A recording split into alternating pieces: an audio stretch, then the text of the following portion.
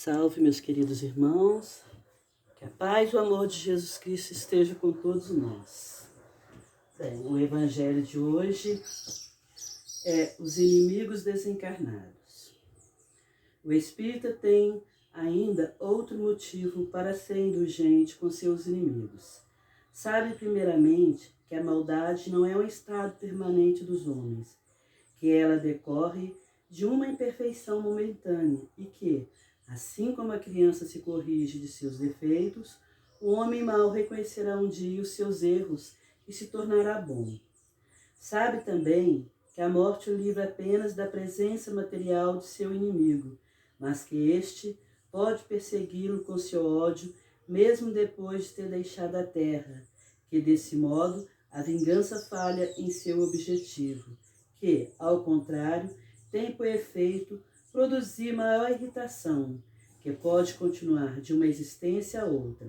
Cabia ao Espiritismo demonstrar, por meio da experiência e da lei que rege as relações entre o mundo visível e o mundo invisível, que a expressão extinguir o ódio com sangue é radicalmente falsa, que o que é verdade é que o sangue alimenta o ódio, mesmo além do túmulo. Cabia-lhes, por conseguinte, apresentar uma razão de ser efetiva e uma utilidade prática ao perdão, e a sublime máxima do Cristo. Amem seus inimigos. Não há coração tão perverso que não fique impressionado com os bons procedimentos, mesmo sem dar mostra disso, por meio dos bons procedimentos, tira-se pelo menos todo pretexto de represália. De um inimigo pode-se até fazer um amigo, antes e depois da morte. Por meio dos maus procedimentos, o homem irrita seu inimigo. É então que ele próprio serve de instrumento à justiça de Deus para punir aquele que não perdoou. Pode-se, portanto, ter inimigo entre os encarnados como entre os desencarnados. Os inimigos do mundo invisível manifestam sua malevolência pelas obsessões e subjugações, com que tanto se sentem envolvidos e que apresentam uma variedade nas provações da vida. Essas provações, como as outras, concorrem para o aperfeiçoamento do ser, que deve ser aceita com resignação e como consequência da natureza inferior do globo terrestre. Se não houvessem homens maus na terra, não haveria espíritos maus em seu derredor. Se, portanto, se deve ter indulgência e benevolência com os inimigos encarnados, deve-se ter igualmente de modo com os desencarnados. Outrora, eram sacrificadas vítimas sangrentas para aplacar os deuses infernais, que não eram senão os maus espíritos. Aos deuses infernais sucederam os demônios, que são a mesma coisa. O Espiritismo prova que esses demônios mais não são do que a alma dos homens perversos, que não se despojaram ainda dos instintos materiais, que só são aplacados pelo sacrifício do próprio ódio, isto é, pela caridade, que a caridade não tem por efeito somente impedi-los de praticar o mal, mas de reconduzi-los ao caminho do bem e de contribuir para a salvação deles. É assim que a máxima amem seus inimigos não circunscreve ao círculo estreito da terra e da vida presente, mas faz parte da grande lei da solidariedade e da fraternidade universal. Se amar o próximo é o princípio da caridade, amar os inimigos é a sua aplicação sublime, porque essa virtude é uma das maiores vitórias alcançadas sobre o egoísmo e o orgulho. Então, os inimigos desencarnados. Então, meus queridos irmãos, todos nós temos inimigos desencarnados, né? Pois já vivemos muitas vidas, né? E com certeza lá atrás, desde que nós fomos criados, cometemos muitos erros, fizemos muitos inimigos, uns mais, outros menos. Então, às vezes a gente pensa, eu estou sofrendo, por que eu estou sofrendo? Minha família está uma briga, está uma confusão, ninguém se entende. É porque muitas vezes tem ali o inimigo de alguém desencarnado ali que está fazendo aquela confusão. Às vezes costuma não ter um só, dependendo dos erros que as pessoas cometeu, tem um monte de espíritos desencarnados, né? Porque às vezes um quer se vingar, se junta a companheiros que querem também vingar de outras pessoas, fazem aquele grupo e vem ali obsidiar aquela família para destruir aquela família. Depois que aquele grupo vai lá obsidiar a família dos outros que também querem prejudicar os seus inimigos. Então, como São João, nosso amigo, dizia, não inimigos desencarnados, mas relações mal compreendidas. Porque, como nós cometemos erros, às vezes numa relação não houve conversa, não houve entendimento, só houve briga, confusão, às vezes até crime, porque não teve uma conversa, um entendimento, não teve perdão. Aí onde se faz a inimizade. Mas, como o irmão fala aqui, antigamente achava que matando o inimigo, tirando o sangue dele, que estava resolvido, acabou. Porque achava que morreu, acabou e que a vida não continuava após a morte. Então, que eles estavam livres daqueles inimigos. Então, só que não é assim. Porque o espírito fora do corpo, ele tem mais facilidade ainda de aproximar de nós. Não tem porta, não tem paredes que seguram eles. Então, às vezes a pessoa pode estar pensando assim, eu odeio essa pessoa, eu odeio a minha mulher, eu odeio o meu filho, achando que esse pensamento é dele, e não é. É o espírito que está soprando ali no ouvido dele para que ele brigue com a mulher, brigue com a esposa, brigue com os filhos. Então, se ali na casa não tiver uma pessoa de fé, de confiança em Deus, que faça prece e pede socorro, aquela família pode acabar matando uns aos outros. Mas se tem um ali de fé e pede socorro, com certeza o socorro vem. Então, se um só já faz uma confusão, já imaginou uma porção de espírito ali obsidiando, às vezes leva a pessoa a prostituir, a beber, a suicidar, né? Então, por isso que Jesus fala que nós devemos orar e vigiar, né? Para a gente ver como está o nosso proceder e mudar de atitude. Agora, se os inimigos desencarnados aproximam da gente, mas a gente mudou, é o que eu sempre procuro passar quando algum inimigo desencarnado de alguém vai lá. Assim, se você prestar atenção, essa pessoa não é mais como você conheceu em vida passada. Presta atenção como ela já mudou. Ela reencarnou, se ela reencarnou, foi porque ela mereceu, porque ela se arrependeu dos erros e nasceu de novo. Enquanto você que não perdoou está aí estacionário, sofrendo, né? Podia ter nascido de novo, está aprendendo nessa escola. Aí eu converso assim com eles. Então, se a pessoa está tendo um bom procedimento e ora e vigia, fica mais difícil desses obsessores aproximar. Eles podem até tentar, como se diz assim, balançar, mas não derruba. Então, quanto mais a pessoa tem fé e confiança, bons pensamentos, bom procedimento, fica difícil deles perturbarem. Aí eles ficam ali nos observando. Aí se eles verem que a gente está tendo uma boa atitude, eles não nos perturbam. Mas assim que a gente dá um deslize, uma porta aberta para eles aproximarem. Eu tenho uma amiga que desde criança, desde o berço, ela foi obsidiada por uma mulher, espírito de uma mulher que não tinha pernas. Essa mulher obsidiou ela durante uns 20 anos, perturbando a vida dela. Ela sofreu muito, essa minha amiga. Só que depois esse espírito percebeu que ela era uma boa pessoa, honesta, trabalhadeira, de fé em Deus. Esse espírito foi se arrependendo, até que ela começou a ver as próprias pernas dela. E me parece que ela chegou até a pedir perdão a ela, por ter ficado obsidiando ela tanto tempo. Agora, se essa minha amiga não tivesse bom procedimento, ela teria perturbado mais ainda a vida dela. Ela conseguiu um pouco, digamos que é uma prova, uma expiação que a gente tem que passar, né?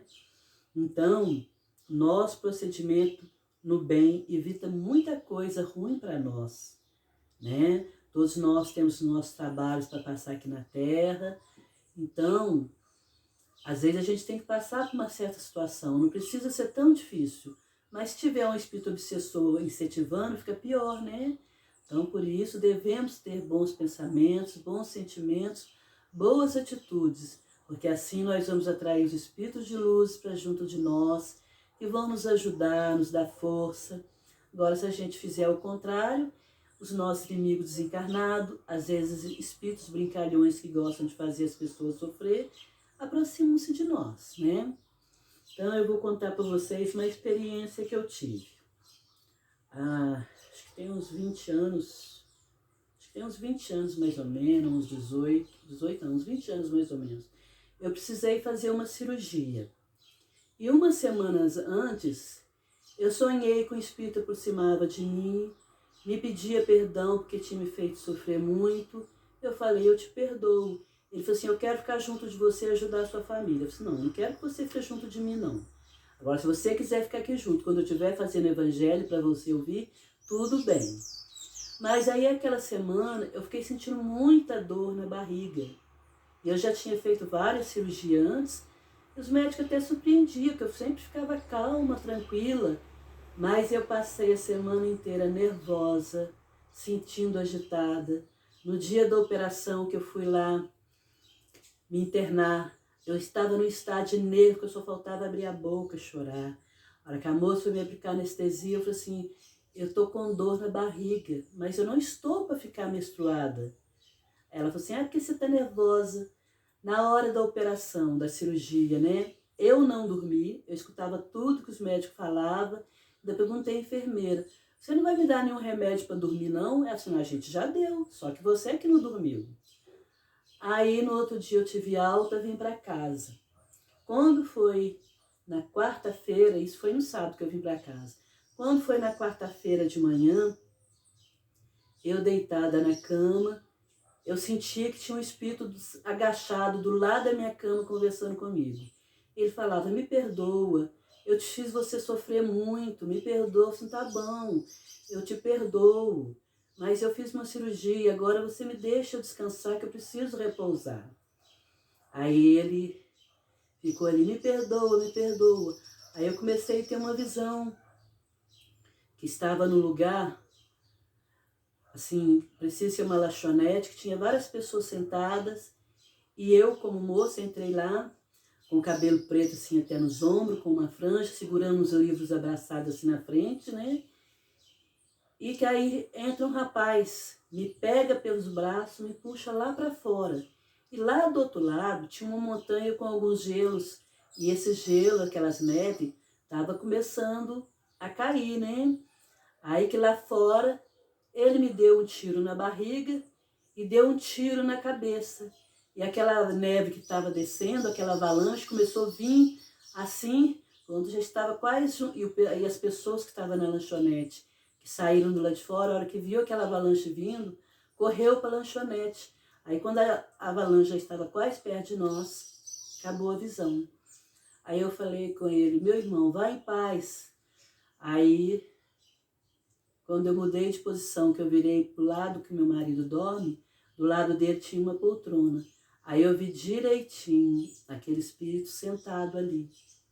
Aí ele ficou em pé. Era um homem claro, alto, com o cabelo aqui assim, até no pescoço, né? Com uma calça marrom, com uma bota marrom comprida. Se é que eu me lembro, ele estava com uma camisa branca ou marrom, não me lembro mais. Aí ele em pé, ele falou, me perdoa, eu te amo muito. Será que eu posso, numa outra vida, vir com você e me casar com você? Eu disse, eu não sei não, eu sei que nessa vida eu amo meu marido. É com ele que eu estou casada. Então, só Deus é que sabe. E pedi ele mais uma vez, por favor, meu irmão, eu preciso descansar, vai com Deus.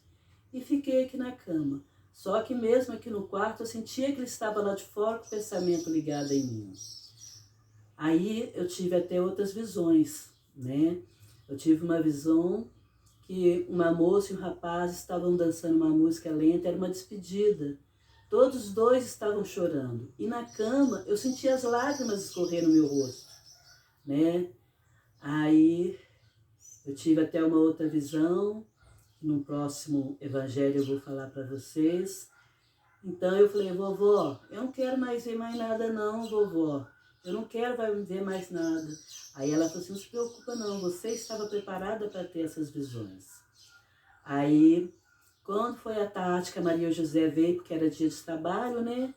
Ela ia trabalhar com Pedro Capidério, meu amigo. Aí eu falei com ela, conversei com ela, né? Ela foi para lá, fez trabalho, depois ela voltou, Dorinha, sabe o que saiu no evangelho de hoje? O suicídio. E o Pedro falou que aquele irmão não está aqui do seu lado, que está do lado de fora, mas que está com o pensamento ainda muito ligado em você. Aí ela foi embora, né? Aí eu senti ele falando comigo, reza para mim, meu nome é Trindade, reza para mim. Aí eu fiquei a semana inteira rezando para ele, né? Depois eu parei. Quando foi um dia, senti a presença dele de novo. Ele falou assim, eu estou muito bem, mas continua rezando para mim, você parou de rezar para mim. Eu disse, tá bom, eu vou continuar rezando.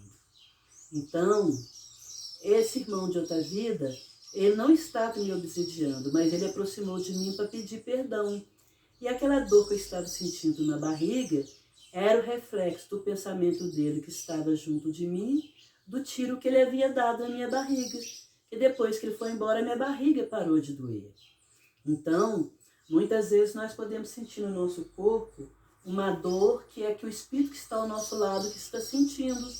Às vezes o espírito que vem pedir ajuda, ele sofreu um infarto, aí a gente não vai sentir tudo, né? Se a gente for sentir, a gente acaba infartando, né?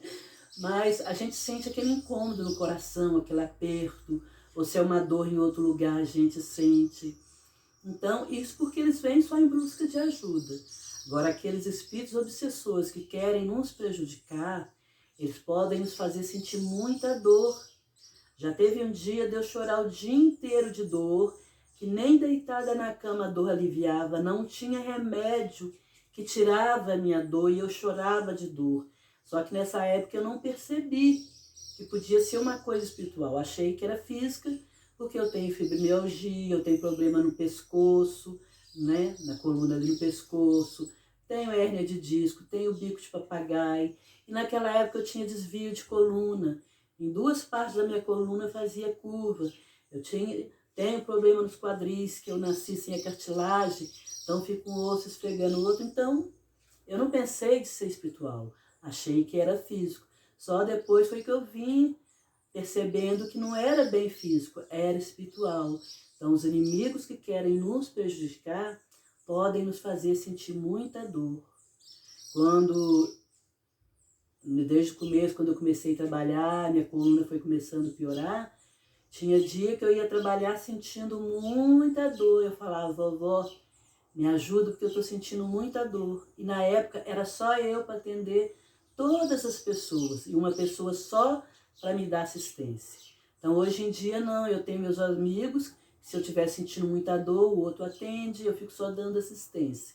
Então fui muitas vezes trabalhar sentindo muita dor na coluna, mas graças a Deus eu pedi ajuda à vovó, eu trabalhava o tempo todo sem ficar sentindo aquelas dores, graças a Deus. Então, quando nós nos doamos, meus irmãos, quando nós nos doamos ao bem, ao amor, à caridade, nós também recebemos. Por isso, a caridade que nós praticamos conosco mesmo para com o nosso próximo faz com que os inimigos desencarnados também se afastem de nós, porque eles veem que a gente mudou, a gente não é mais a mesma pessoa. Se a gente errou muito, hoje a gente pratica o bem. Isso que é importante na reencarnação, que nos dá a oportunidade de consertar os nossos erros passados. Porque inimigos, todos nós temos, uns mais, outros menos, né? Então, meus irmãos, que a paz e o amor de Cristo fique com todos vocês que estão me ouvindo, que Deus abençoe seus lares e os seus familiares, para que haja muita paz, muito amor. Vamos orar sempre para os inimigos desencarnados, que às vezes a gente ainda tem muito na espiritualidade, né? E também temos inimigos encarnados que estão aqui no corpo ao nosso lado, e que às vezes é uma pessoa que nos persegue muito, né? E às vezes até pensa assim, nossa, mas não tem motivo, e ele fica perseguindo a gente, né? Mas se o motivo não está nessa vida, está em vida passada. Que embora o espírito não lembre exatamente o que, mas lá na cabeça dele fica lá. Não gosto dessa pessoa, não vou com a cara dela. Então, se tiver alguém perseguindo vocês, seja encarnado ou desencarnado, vamos orar por eles, como Jesus nos ensinou. Orai pelos que vos perseguem. né? E um dia nós vamos nos tornar amigos. Então, começamos a fazer isso hoje, né? Com a graça de Deus. Fiquem em paz, meus queridos irmãos. Amém.